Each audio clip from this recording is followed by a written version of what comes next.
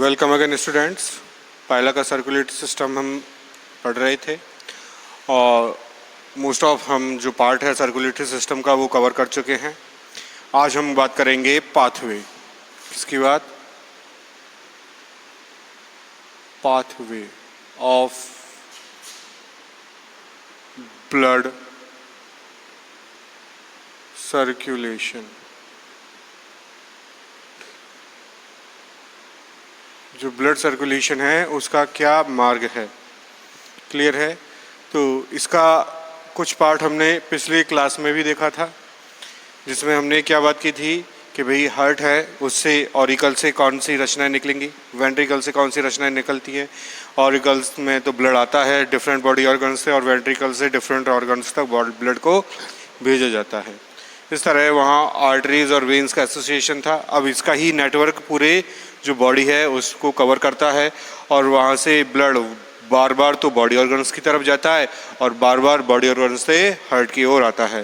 तो यही पाथवे हम देखेंगे कि किस तरह से सर्कुलेशन होता है। तो बॉडी पार्ट्स और हार्ट के बिटवीन, बॉडी पार्ट्स और हार्ट के बिटवीन जो भी स्ट्रक्चर्स हैं, उन स्ट्रक्चर्स को हम यहाँ कंसिडर कर रहे हैं। जैसे हार्ट,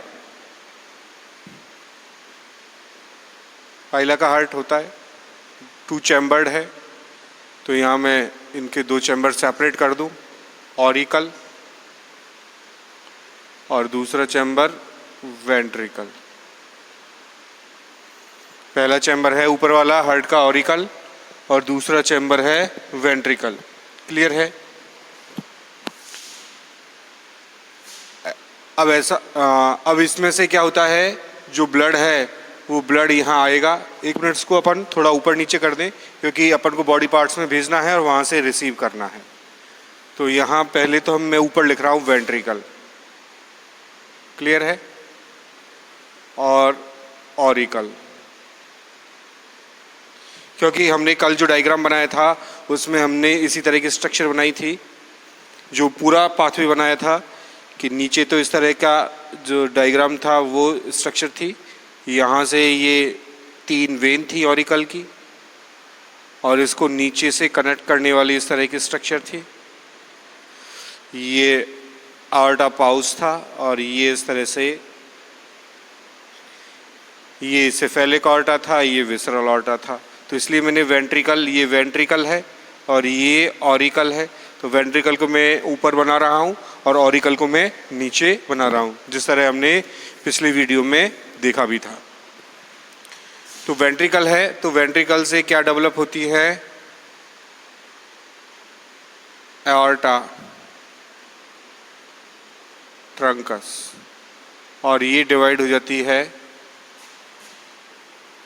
सेफेलिक आर्टा और विसरल आर्टा में। डिवाइड हो जाती है सेफेलिक आर्टा में और विसरल आर्टा में। सेफेलिक आर्टा क्या करती है, जो रीजन के किसके हैं, एंटीरियर पोर्शन के हैं, उसे ब्लड सप्लाई करेगी। जैसे माउथ, बक्कल मास, ईसोफेगस, और ये जो विसरल ऑर्गन्स हैं उनके लिए ब्लड सप्लाई करेगी। तो उनको हम अभी मेंशन नहीं कर रहे, ब्लड सप्लाई कर देगी, वहाँ तक बात ठीक है। अब आगे यहाँ से जो ब्लड है मैं डायरेक्टली लिख दूँ, यहाँ से ब्लड कहाँ जाएगा, डिफरेंट बॉडी पार्ट्स। जो ब्लड है ये ब्लड कहाँ जा रहा है, डिफरेंट बॉडी पार्ट्स में, यहाँ ये ब्लड जा रहा है। अब जब डिफरेंट बॉडी पार्ट्स में ब्लड पहुंच जाता है तो वहाँ क्या बनते हैं, आर्टरीज, और आर्टरीज के थ्रू वहाँ डेफिनेटली ब्लड साइनस बनेंगे। तो जो स्ट्रक्चर होगी यहाँ कौन सी होगी, आर्टरीज। जैसे वहाँ पे हमने बात की थी कौन कौन सी आर्टरीज थी, जैसे गैस्ट्रिक आर्टरी, हेपेटिक आर्टरी, हम ऑप्टिक आर्टरी, हम बात करें टेंटिकुलर आर्टरी, हम जैसे और वहाँ स्ट्रक्चर थी पेडल आर्टरी, क्लियर है? तो जो इस ऑर्गन के लिए जो ब्लड ले जा रही है उसी ऑर्गन का नाम आर्टरीज में तब्दील हो जाता है। तो आर्टरीज यहाँ बॉडी के डिफरेंट पार्ट्स को ब्लड सप्लाई कर रही है। अब यहाँ से ये बॉडी के डिफरेंट पार्ट से जो ब्लड है वो कहाँ जाएगा? साइनस में जाएगा। किस में जाएगा? साइनस में। और जो साइनस हमने बात की थी 4 टाइप्स के होते हैं, तो स्पेशली उन चारों में से जो 2 साइनस होते हैं वो मेन होते हैं, क्योंकि वहीं से ही, उन्हीं साइनस में ही पूरी बॉडी का ब्लड यहाँ अलग अलग जो पार्ट है वहाँ एकत्रित किया जाता है। यानी जो 4 साइनस हैं उनमें से जो 2 साइनस हैं, उन साइनस में से क्या किया जाएगा? बॉडी का जो ब्लड है वो कंप्लीट कलेक्ट किया जाएगा। तो कौन कौन सी साइनस हो जाएंगे? वो जो मोस्ट ऑफ पार्ट को कवर करेंगे बॉडी के को, एक होगा पेरीविसरल, क्योंकि आंतरांगों को पेरीविसरल साइनस, जितने भी आंतरांग हैं उनको कवर करना है, तो मोस्ट ऑफ ब्लड का पार्ट यहाँ कलेक्ट होगा। और दूसरा था पेरी इंटेस्टाइनल, क्योंकि ये एलिमेंट्री के मोस्ट ऑफ पार्ट को कवर कर रहा है, तो जितना लार्ज एरिया होगा उतना ही जो ब्लड है वहाँ एक्यूमुलेट होगा, कलेक्ट होगा। तो इस तरह से ये 2 ब्लड साइनस यहाँ आके डेवलप हो जाते हैं। अब जो पेरीविसरल साइनस है वहाँ से ब्लड किस जगह जाएगा, और जो पेरी इंटेस्टाइनल साइनस है वहाँ से ब्लड किस तरह जाएगा? तो जो पेरीविसरल साइनस है, पेरीविसरल साइनस अपने ब्लड को कहाँ भेजेगा? याद करो, पेरीविसरल साइनस था, यहाँ हमने रीनल चैम्बर बनाए थे और रीनल चैम्बर से वो स्ट्रक्चर का कनेक्टेड थी, लेकिन रीनल चैम्बर कौन सा था? वो पोस्टीरियर और एंटीरियर वाले में से कौन सा रीनल चैम्बर था? वो एंटीरियर रीनल चैम्बर्स के थ्रू वो कनेक्टेड था। तो एंटीरियर रीनल चैम्बर को वो ब्लड भेजेगा। कौन? Perivisceral sinus. तो मैं यहाँ लिखूँ एंटीरियर रीनल चैम्बर। क्लियर है? ये ब्लड क्लियर है। दूसरा, ये ब्लड सप्लाई किसको कर रहा था? जो रीनल चैम्बर से कौन सी वेन डेवलप हो रही थी? जो गिल्स के लिए जा रही थी। रीनल चैम्बर से कौन सी वेन डेवलप हो रही थी? जो गिल्स के लिए जा रही थी, लेकिन गिल्स के लिए डायरेक्ट नहीं जा रही थी, वो वहाँ जाके साइनस बना रही थी। तो उसका नाम क्या हो गया? जो टिनिडियल जो ब्रैंकोरीनियल जो साइनस है, उस ब्रैंकोरीनियल साइनस में ये यहाँ से ब्लड को आगे जाके सप्लाई करेगा। एंटीरियर में ब्रैंकियो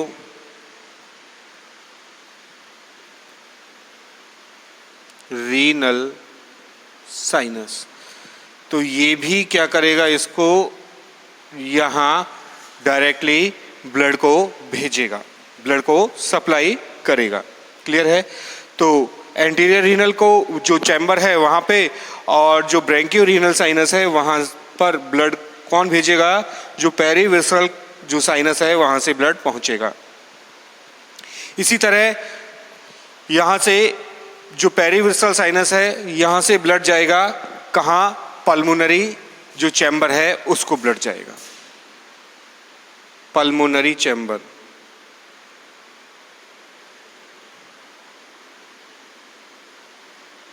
पल्मोनरी चैम्बर। तो ये 3 जगह ब्लड भेज रहा है, पल्मोनरी चैम्बर, ब्रैंकियोरीनल साइनस और एंटीरियर रीनल चैम्बर। तो ये जो एंटीरियर रीनल चैम्बर इससे कनेक्ट है, तो फाइनली इसका ब्लड भी यहीं जाएगा। क्लियर है? अब जो पेरी इंटेस्टाइनल जो साइनस है, ये ब्लड कहाँ भेजेगा? एक तो भेजेगा ये रीनल साइनस में, जो कैसा होगा? एफेरेंट, और दूसरा होगा इफेरेंट रीनल वेन में। Efferent renal sinus, efferent renal sinus और इफेरेंट रीनल वेन। एक ब्लड यहाँ जाएगा और एक से ब्लड ये यहाँ जाएगा। एफेरेंट रीनल साइनस और इफेरेंट रीनल वेन। और यहाँ से ये ब्लड कहाँ पहुँचेगा? ये ब्लड पहुँचेगा एंटीरियर रीनल चैम्बर में, और यहाँ से ये ब्लड पहुँचाएगा पोस्टीरियर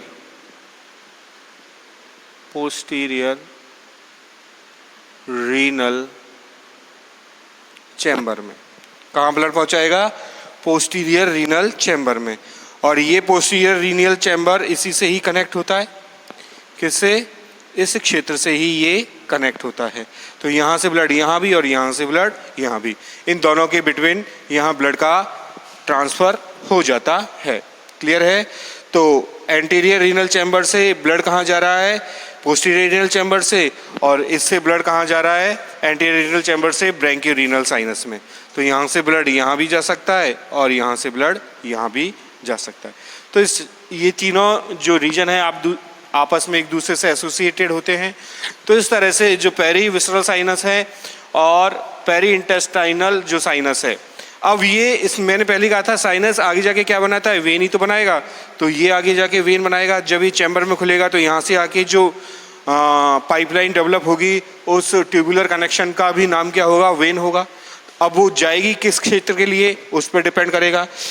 यानी ये जा रही है पल्मोनरी चैम्बर से पल्मोनरी साइनस तक, और पल्मोनरी साइनस से पल्मोनरी वेन का फॉर्मेशन होगा, और पल्मोनरी वेन ब्लड को कहाँ पहुँच देगी? ऑरिकल में। तो यहाँ से ब्लड कहाँ जाएगा? पल्मोनरी साइनस, पल्मोनरी साइनस, और पल्मोनरी साइनस से वेन निकलेगी तो पल्मोनरी वेन, पल्मोनरी वेन। और पल्मोनर का मतलब पल्मोनरी जो सैक है उसमें जो ब्लड है वो कैसा हो जाता है? ऑक्सीजनेटेड। यहाँ आएगा ब्लड ऑक्सीजनेटेड हो जाएगा और यही ऑक्सीजनेटेड ब्लड ऑरिकल में पहुँच जाता है। किस में पहुँच जाता है? ऑरिकल में। तो ऑरिकल में दो रचनाएं ऑक्सीजनेटेड ब्लड ले जाती हैं, एक पल्मोनरी वेन और दूसरी टिनिडियल वेन। दूसरी कौन सी? टिनिडियल वेन, जो गिल से एसोसिएटेड होती है। तो टिनिडियल वेन कौन सी होगी? ये वाली। अब यहाँ से जो ब्रैंकियोरीनल साइनस है उस ब्रैंकियोरीनल साइनस से एक पाइपलाइन डेवलप होगी और वो जो ट्यूबुलर स्ट्रक्चर है वो ब्लड को कहाँ पहुँचाएगी? गिल्स में पहुँचाएगी।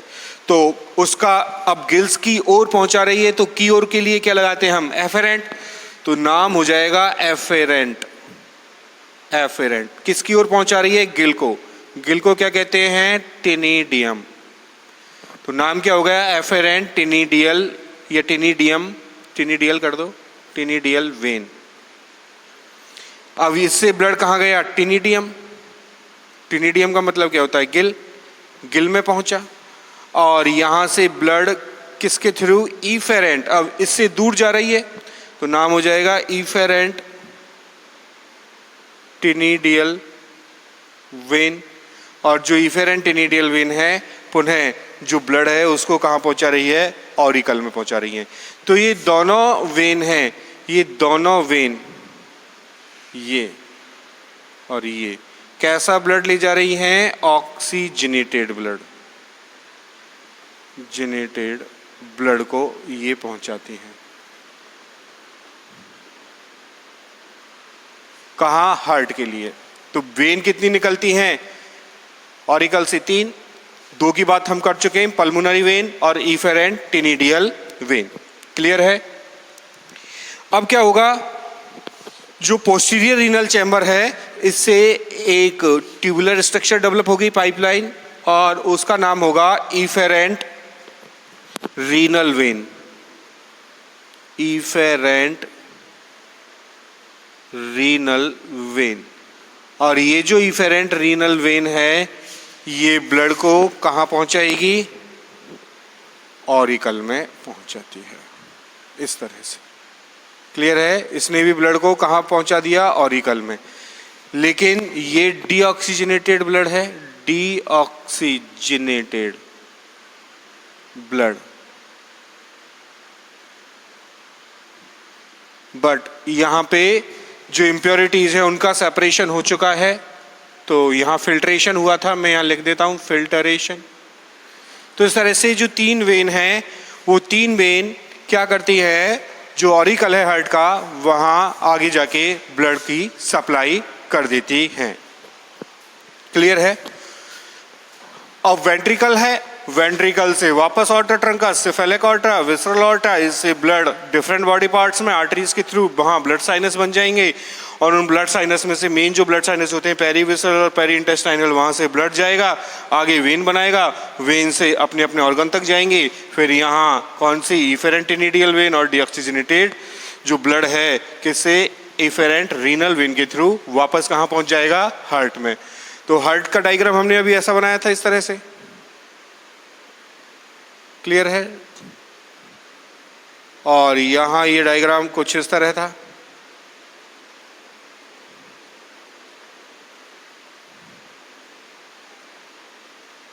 क्लियर है? ये तो वेंट्रिकल था, ये ऑरिकल है,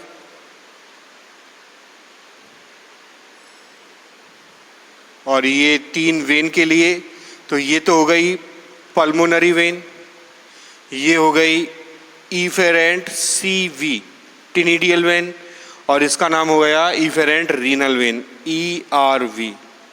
ये ERV, ECV कहाँ है, ये ECV, और ये pulmonary vein PV pulmonary vein.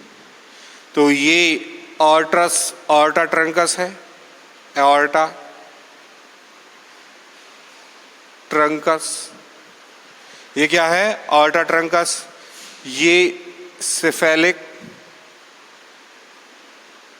Aorta, ये सेफेलिक के बाद विसरल ऑर्टा।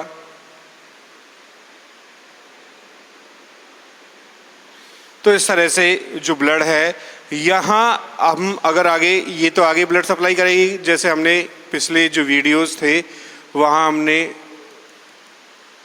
आर्टरीज का फॉर्मेशन किया था आगे जाके, और यहाँ ये पोस्टीरियर रीजन में ब्लड सप्लाई करेगी। तो यहाँ क्या थे, यहाँ इस तरह के चैम्बर थे, एक चैम्बर ये भी था इसके आगे, सॉरी इसको मैंने बड़ा बनाया, छोटा बनाए। क्लियर है? तो ये था पोस्टीरियर रीनल चैम्बर, और ये था एंटीरियर रीनल चैम्बर, RC यानी रीनल चैम्बर। तो ये रीनल चैम्बर थे, और इन्हीं रीनल चैम्बर से क्या हो रहा था, ब्लड कलेक्ट हो रहा था, और कलेक्ट होके यहाँ से 2 चैम्बर बने थे, साइनस बने थे, और 2 साइनस में से जो लेफ्ट वाला साइनस था वो था ब्रैंकियोरीनल साइनस, और राइट वाला जो साइनस था वो था पेरीविसरल साइनस। तो यहाँ इस तरह की स्ट्रक्चर बनी थी, आपको याद हो, इसको मैंने इस तरह कनेक्ट किया था, और आगे, और एक ये तो लेफ्ट वाला है और ये था राइट वाला। तो इसका नाम था ब्रैंकियोरीनल साइनस, और इसका नाम था पेरीविसरल साइनस, पेरीविसरल साइनस। तो ब्रैंकियोरीनल साइनस कहाँ है, ये ब्रैंकियोरीनल साइनस है, ये वाला। पेरीविसरल साइनस, ये पेरीविसरल साइनस कौन सा है, ये वाला। और इसके नीचे जो पोस्टीरियर और एंटीरियर जो रीनल चैम्बर है, उनके नीचे यहाँ पे एक इफेरेंट रीनल साइनस भी यहाँ प्रेजेंट था। क्या नाम था उसका, इफेरेंट रीनल साइनस। तो इफेरेंट रीनल साइनस भी यहाँ प्रेजेंट था इस जगह।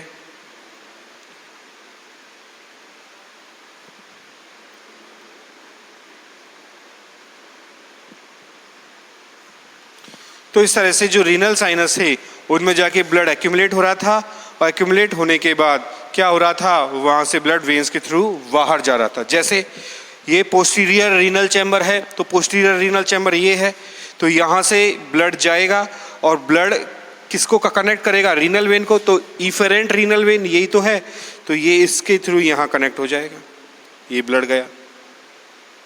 क्लियर है? इस तरह से एंटीरियर रीनल चैम्बर, ये एंटीरियर रीनल चैम्बर है, तो एंटीरियर रीनल चैम्बर ब्लड किसको ले जा रहा है, ब्रैंकियोरीनल साइनस को। ये यहाँ से भी ब्लड इसको पहुँचाएगा, ब्रैंकियोरीनल साइनस। अब ब्रैंकियोरीनल साइनस आगे जाके किसको ब्लड पहुँचाएगा, टेनिडियम को, जिसको नाम क्या रखा था हमने, एफेरेंट। यहाँ इस तरह की स्ट्रक्चर थी, यहाँ गिल था तो एफेरेंट, और फिर इधर के गिल था, उसके तदर्फ जो पाइपलाइन थी उसका नाम क्या था, इफेरेंट नाम था। तो इस तरह से जो ब्लड की सप्लाई है वो ब्लड की सप्लाई बार बार जो हार्ट है वो कर रहा था और वापस बॉडी पार्ट से उस ब्लड को रिसीव कर रहा था। तो हार्ट में ventricle, auricle, aorta truncus, aortas, artery, blood sinus, blood vein और ब्लड वेन के थ्रू वापस जो ब्लड है वो ऑरिकल में यहाँ पहुँच रहा था। तो वापस ब्लड यहाँ पहुँचेगा, फिर यहाँ वाल्व होगा, सेमिलुनर वाल्व, यहाँ वेंट्रिकल ब्लड और यहाँ जो आर्टरा है आर्टरीज के थ्रू ब्लड सप्लाई होगा। तो ये पाथवे है किसका, जो पाइला है उसमें ब्लड सर्कुलेशन का। क्लियर है? तो आपकी समझ में आया होगा। तो ये आपका कंप्लीट हुआ पाइला का जो सर्कुलेटरी सिस्टम है वो। आगे हम बात करें इसकी नेक्स्ट जो ऑर्गन सिस्टम है जिसका नाम है रेस्पिरेटरी सिस्टम। क्या नाम है? Respiratory system.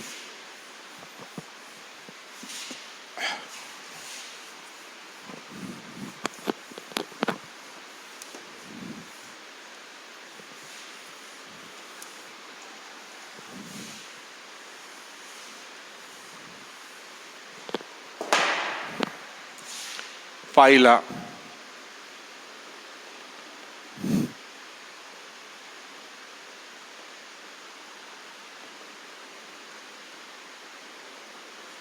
Respiratory system.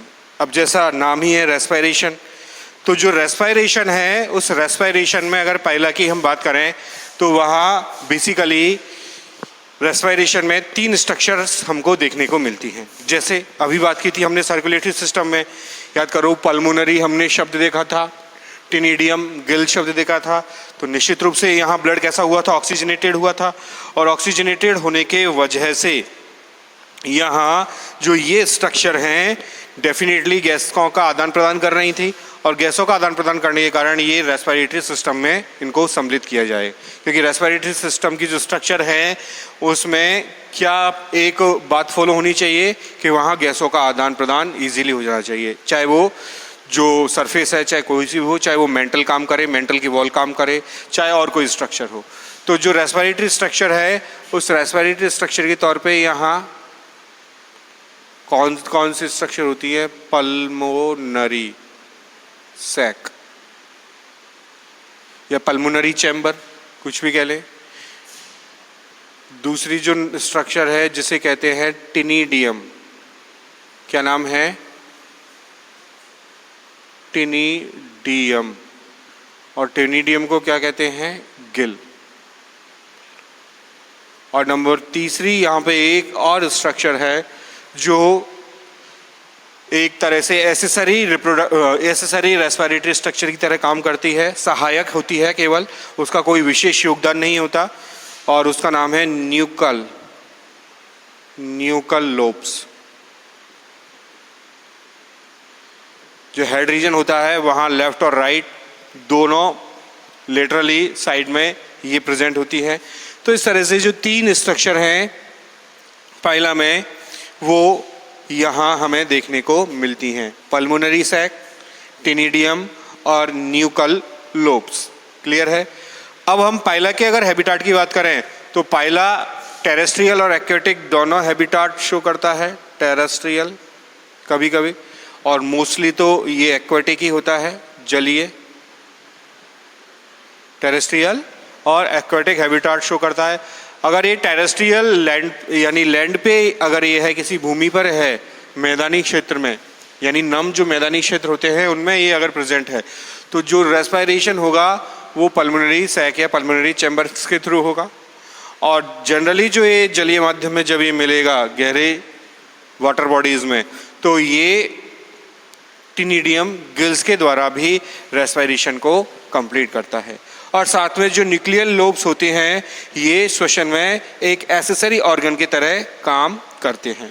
किसकी तरह काम करते हैं? एसेसरी जो रेस्पिरेटरी ऑर्गन है, एसेसरी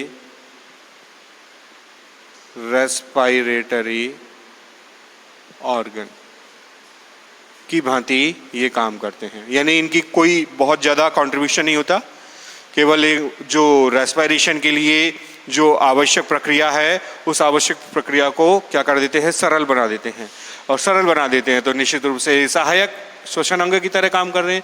लेकिन मेन श्वसन अंग कौन होते हैं यहाँ पे, पल्मोनरी सैक और टेनिडियम। क्लियर है। तो पल्मोनरी सैक की बात करें तो पल्मोनरी सैक कहाँ मिलेंगे हमको, जो मेंटल की जो सरफेस होती है, वॉल होती है, उस मेंटल की वॉल पर एक चैम्बर बन जाते हैं, एक बैग लाइक स्ट्रक्चर बन जाती है। उन रचनाओं को पल्मोनरी सैक के नाम से जाना जाता है। और ये बहुत ज़्यादा संवहनी होते हैं। कैसे होते हैं, हाईली वेस्क्युलराइज्ड, क्योंकि इनमें जो रक्त है उसकी सप्लाई बहुत ज़्यादा होगी। तो रक्त की सप्लाई ज़्यादा होगी तो निश्चित रूप से गैसों का आदान प्रदान होगा डिफ्यूजन मैकेनिज्म के थ्रू। यानी ऑक्सीजन की कंसंट्रेशन ज़्यादा है तो ऑक्सीजन अपनी लोअर कंसंट्रेशन से हायर कंसंट्रेशन, यानी आउटर एनवायरनमेंट से बॉडी के अंदर, और अगर CO2 की कंसंट्रेशन ज़्यादा है तो बॉडी से आउटर एनवायरनमेंट तक। तो यहाँ जो डिफ्यूजन प्रोसेस है उसके थ्रू जो पल्मोनरी सैक हैं, जो मेंटल वॉल में प्रेजेंट रहते हैं एक बैग लाइक स्ट्रक्चर बनाकर, ये अत्यधिक संवहनी रूप में पाए जाते हैं। और इसी वजह से इनमें क्या देखने को मिलता है, गैसों का आदान प्रदान देखने को मिलता है। क्लियर है। अगर जो इनके जो छिद्र होते हैं वो एक ऑब्लिक शेप में होते हैं और ऑब्लिक शेप से ये जाके खुल जाते हैं और वहाँ जो ऑक्सीजन और CO2 का जो डिस्पर्जन है या डिफ्यूज़न है वो डिफ्यूज़न आसानी से हो जाता है। और अकॉर्डिंग टू कंसंट्रेशन ग्रेडियंट, उस कंसंट्रेशन ग्रेडियंट के हिसाब से यहाँ गैसियस एक्सचेंज संपन्न होता है। तो आज के लिए इतना ही। Thank you very much.